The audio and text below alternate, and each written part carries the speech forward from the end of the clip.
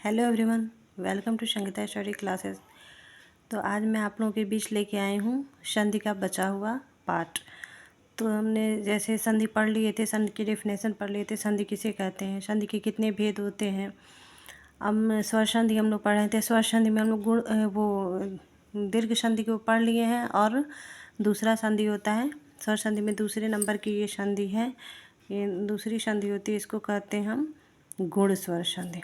गुण स्वर संधि के क्या डेफिनेशन होते हैं, पहले इसको पढ़ लेते हैं, फिर इसके उदाहरण को समझेंगे।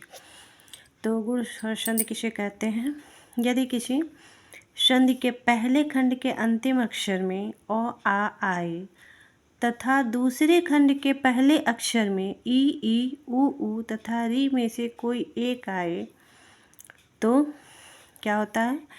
ई का ए हो जाता है, उ का ओ हो जाता है और री का अर हो जाता है। यानी कहने का मतलब है, देखिए यहाँ पे बना है अ पहले खंड के अंतिम अक्षर में अ है आए और दूसरे खंड के पहले अक्षर में ई आए, तो जब दोनों का मेल होगा, दोनों की संधि होगी तो इसका क्या हो जाएगा? इसका ए हो जाएगा। या छोटा अ है, पहले खंड के अंतिम अक्षर में छोटा है अ है और दूसरे खंड के पहले अक्षर में अगर बड़ी ई है तो भी क्या हो जाएगा? ए हो जाएगा। अगर पहले खंड के अंतिम अक्षर में आ है और दूसरे खंड के पहले अक्षर में अगर बड़ी ई है तो भी क्या होगा? ए ही होगा।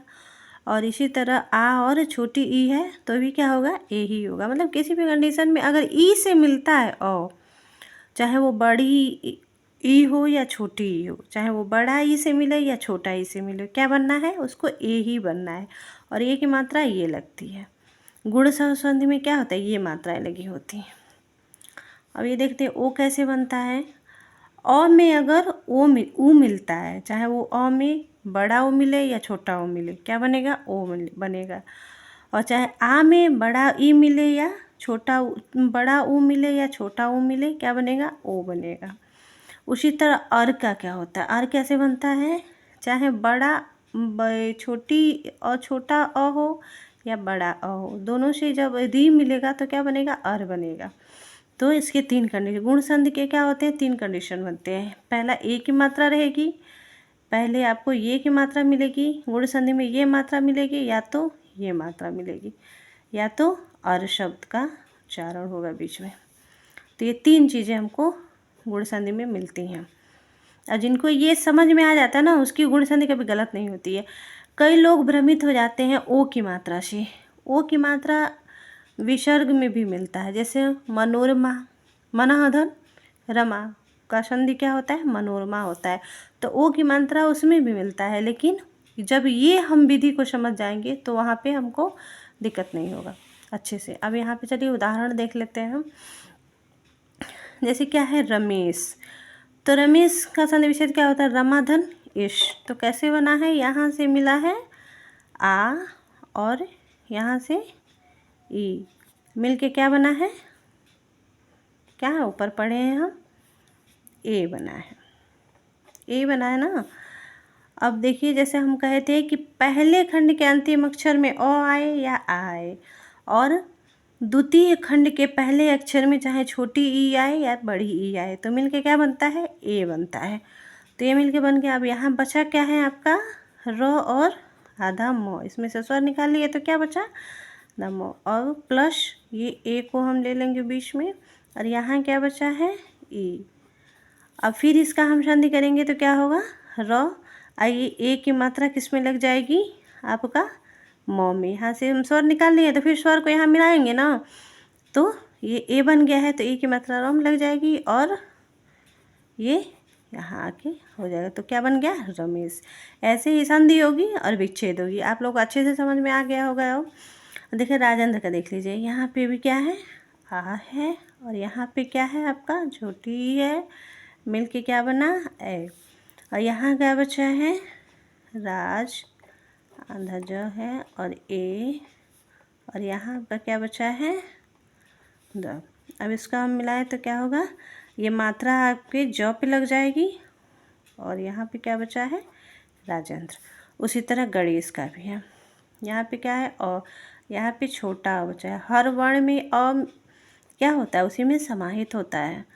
तो अ को निकाल लिए और यहाँ बड़ी, इसको भी मिला के क्या बचेगा, यहाँ पे ए ही बनेगा। और फिर इसको हम देखें क्या बचा है, यहाँ पे ये मात्रा निकल गया है तो यहाँ पे हलंत लग जाएगा और ए प्लस इसमें क्या बचा है, श। फिर इसको हम संधि करेंगे तो क्या होगा, ये मात्रा इसमें लग जाएगी और श यहाँ। ए वाले हमको उम्मीद है कि आप लोग को अच्छे से समझ में आ गया होगा कि ए मात्रा से गुण संधि कैसे बनता है। अब देखते हैं ओ मात्रा से। ओ मात्रा से कैसे बनता है, तो ओ मात्रा से अब यहाँ पे सर्वोत्तम, सर्वोत्तम ये क्या है, गुण संधि का उदाहरण है। तो सर्वोत्तम का विच्छेद क्या होता है, सर्वधन उत्तम। तो यहाँ पे क्या है, सर्वधन उत्तम। तो यहाँ पे क्या बचा, यहाँ अ है और अ में यहाँ से हम अ निकालेंगे ना, हर व्यंजन में अ छुपा होता है, और उ का मेल हुआ तो क्या बना, ओ।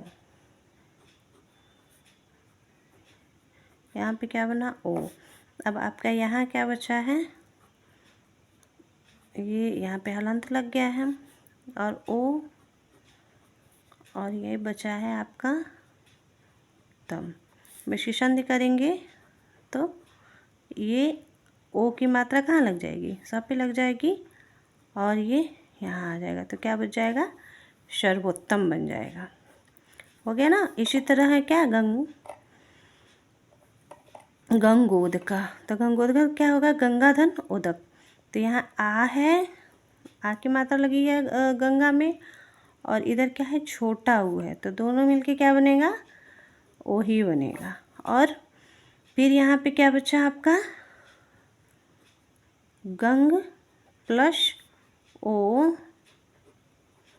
प्लस यहाँ पे बचा है दक। यहाँ पे क्या बचा है, दक। तो क्या होगा, अब इसको सबको संधि करेंगे तो गंगाधन